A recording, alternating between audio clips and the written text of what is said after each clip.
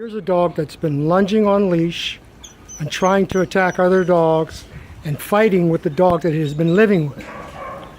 And the assumption is that maybe he's dog aggressive, but what I'm going to say is that, of course, it's a lack of socialization. And the fact that this dog is fearful, that he's moving forward with his fear, is an indication that he's not understanding whatever messages are being sent to him. So we want to see how he is with dogs and give him a chance to be with them freely and see how his nervous system works. As you can see, he's shaking, but that's the nervous system. We want to see if we can get it to calm down, or will he become aggressive? We'll watch the hair on his back rise and see what he does.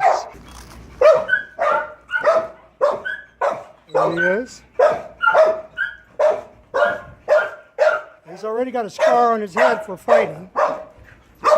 So let's see if he misinterprets the intentions of these dogs here. Or will he begin to play? And if he does, if he begins to play, then what we're looking at is a dog that's a lack of being socialized. So let's give him a chance. Get a few more dogs out. Check him out. And we'll see what he likes and what he doesn't like. Where the pressure is, if it's too much at all. And what he does with that pressure. And then I'm going to teach him how to walk. Because that's part of the problem. In his environment that he lives in, he feels emboldened. Now this girl approaches too fast, but let's see if he likes that type of behavior or not. How does he interpret it? My intent is to flood him to see what he does with all of these dogs at once, and to see if this is something that takes place maybe with just a single dog. Maybe he's a bit overwhelmed, and so he does nothing. If that's the case, then that means this dog needs to be in the presence of many dogs in order to help him. Okay. So far, so good. Let's bring out some dogs that would test him a little more.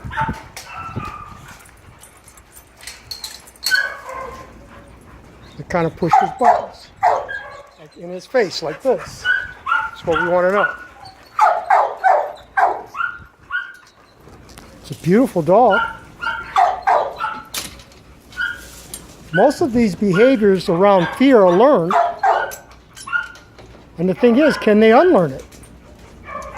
And the answer to that, of course, they can. We have to be able to give them the right environment in which to do it in. So let's bring him on out. Let's bring him on out here, where everybody can get a good look and good smell.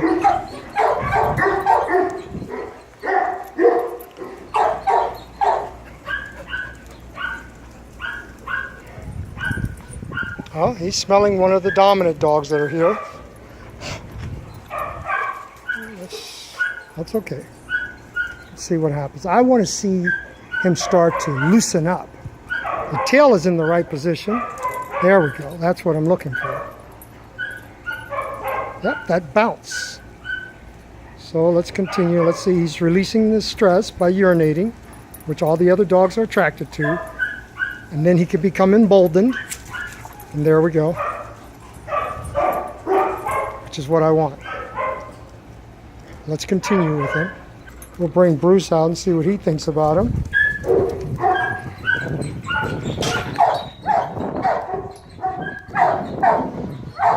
Great.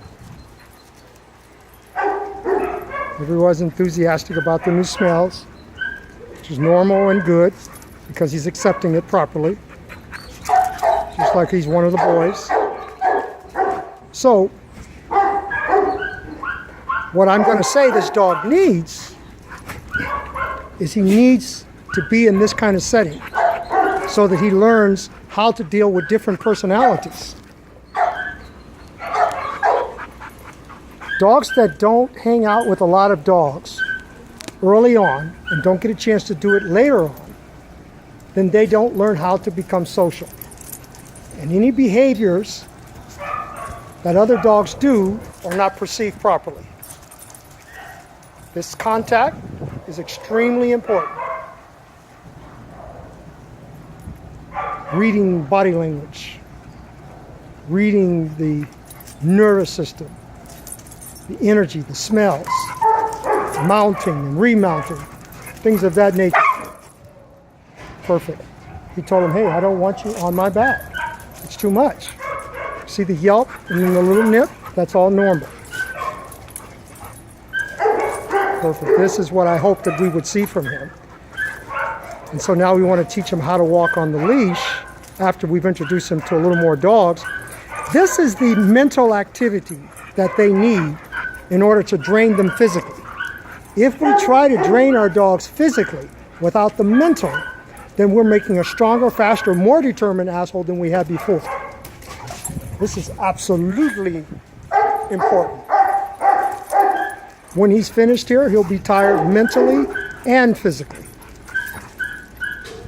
As I've mentioned before, this is the only type of predatory behavior that we want to bring out in our dogs. We do not want them hunting and chasing other animals to kill them.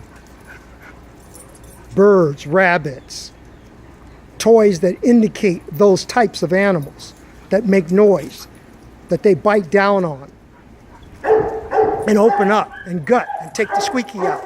We don't want that. Let's see what Nemo is thinking.